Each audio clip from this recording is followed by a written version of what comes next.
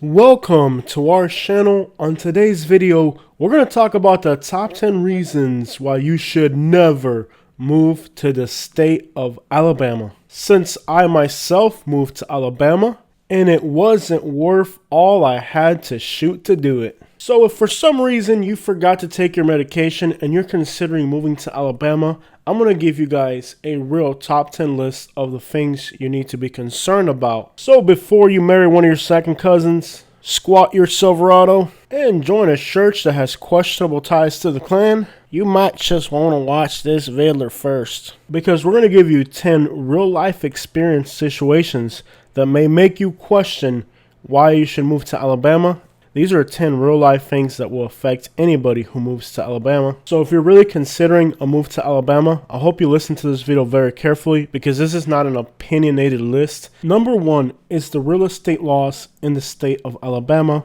If you're an outsider, you can easily be victimized. The state has not really put too much effort into protecting the interests of buyers or sellers, and you can end up in a really crappy situation when trying to buy or sell a home. Finding an attorney to defend your rights is also very difficult within the state of Alabama. Number 2 is the state's gun laws. You are allowed to open carry, which means that if somebody wants to pull a gun at you and point it at you in public, and many times people will use that to intimidate you for various reasons. In many situations, these laws are going to protect the criminals more than the victims. You're forced to almost always have a weapon on you, even if you're just going to the grocery store. Everyone is armed, including convicted felons. Criminals know that they can intimidate you to see if you have a weapon, and if you don't have it on you, then you're a victim. Number 3 is segregation. In Alabama, you have to politic race in everyday life. Where you go, who you associate with,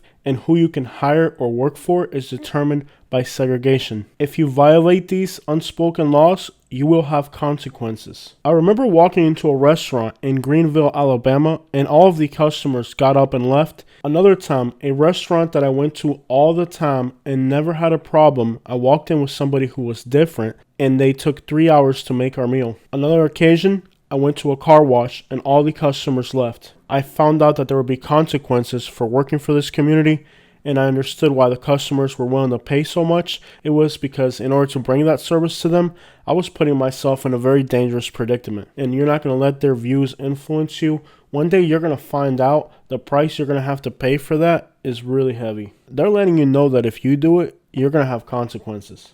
Number 4 is it's a welfare state. When you start to see what your tax money is going for in the state of Alabama, you go to work every day and you know they're waiting for the first of the month so they can buy crack, and you're the one that's paying for that. People who are pretending to have a disability, you're supporting people who are just waiting for food stamps. That's all on you. Number 5 is fake friendly. People in Alabama are going to pretend like they like you and they got Southern hospitality. The friendlier they act, the more careful you need to be. Southern hospitality is not about being friendly to everyone.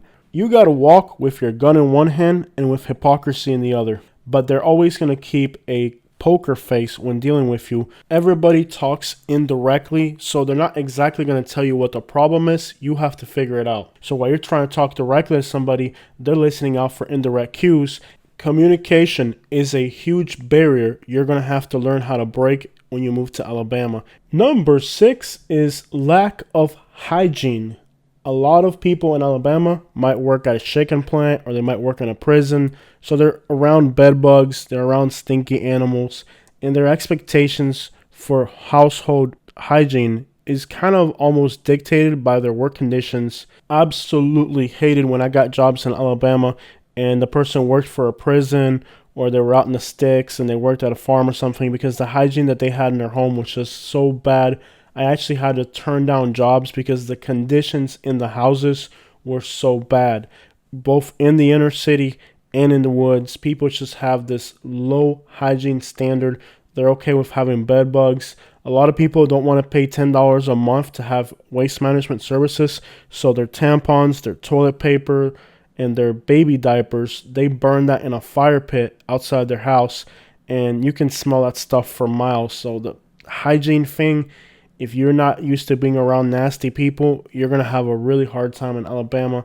The hygiene out there is just really bad. I remember one time I was on a job site where they removed the mobile home, and underneath the mobile home was nothing but dirty diapers, cracked needles, tampons. It was just disgusting.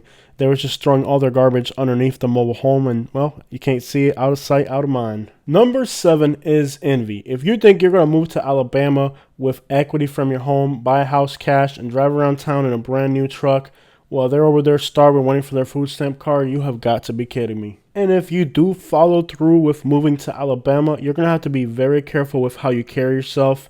While you need a new truck like that, I drive a 1964. It's still running. Why would you buy a new one? They carry themselves like they're very poor, but they're actually really wealthy. They just have to be careful not to show it because people will be very envious. So you coming from California and buying a nice house and having nice things while they're over here waiting for food stamps, you believe is going to be a problem. And you move to Alabama and you live better than them. Number 8 is small town rule. They got these things in Alabama called big wigs. And they gave me their business card. And they said, Jose, if you get pulled over by law enforcement, you need to show them my business card right away. Because in Alabama, it's not about who you are. It's about who you know. And you need to establish where you are on that food pyramid. Because when you get pulled over, when you go to court, when you do anything happens to you, it's not based on what happened. It's based on who are you. So small town rule is very big in Alabama. And there's certain people who control government. They control politics. They control every aspect of your life. You need to have some contacts. And who you are is very important. And who you know is even more. Both to get you out of situations and to get you into situations. It's all about who you are, who you know. Like, all right, man, so you need a tow truck? Well, I'm the only tow truck driver in this town. You understand what I'm saying? So without me now, you can't get to work type of people. So, yeah, you're going to deal with people like that who use whatever, position they have in life as a bargaining tool. And that's part of life in Alabama as well. So that's called small town rule. And you kind of have to depend on them. And if you don't have good terms with them, it's a nightmare. So that's small town rule, and it's a huge part of life in Alabama, especially the smaller towns. You got to call them up like, yes, sir, I would really appreciate if you could help me. I heard you offer a great service, and I know you're a busy person. But if you're ever in the area, I'd sure would appreciate you stopping on by. We'll make some cookies for you and talk about it. And that's the way you got to get things done in Alabama. So she was calling companies up like, I got a lot of money. I'll pay you whatever you want. I can't find nobody. The fact that she's telling people you can't find nobody is already telling that person, oh, she might already got blacklisted for whatever, So in California, you call them up. Hey, what do you want? No, that's not. You can't call people up like that. You go, yes, sir. How you doing today?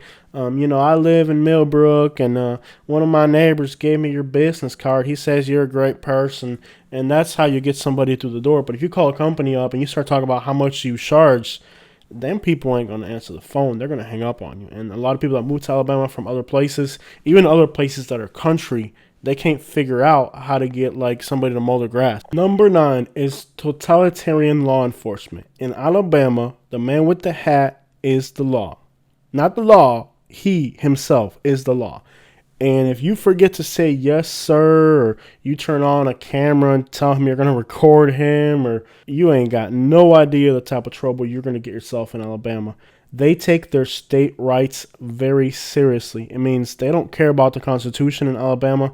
The state does whatever the crap it wants to. And the person that wears that sheriff hat and that badge has the ability to do whatever the crap they want to, and can't nobody question them. And if you're dealing with them, you better watch how you move, because you will not fare very well. The state does whatever it wants. They don't respect the Constitution. And again, I don't have enough time in the world to tell you how many parts of the Constitution are not respected by Alabama. HB 56 is unconstitutional. It's an anti-immigrant law. And basically what that law does is that if you're a Latino, even if you're a U.S. citizen, you're required to identify yourself to anyone. That's just law enforcement. If they feel that you're illegal, you have to prove that you're not. Obviously, anybody else will tell you that's unconstitutional.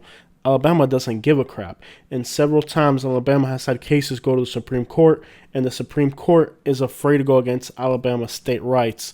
so they don't do anything further. But Alabama is a very unconstitutional state on very many levels, and the person who buried you is going to be the leader in the search crew for you. You understand how that works? Number 10 is that you can't be who you are, whether it's your marital status, your beliefs, how you feel about other people. You're going to have to start pretending to be somebody you're not to stay alive and to impress people. And that's really the worst thing, in my opinion, about Alabama, is that I couldn't play my Mexican music because now they think you can't be yourself.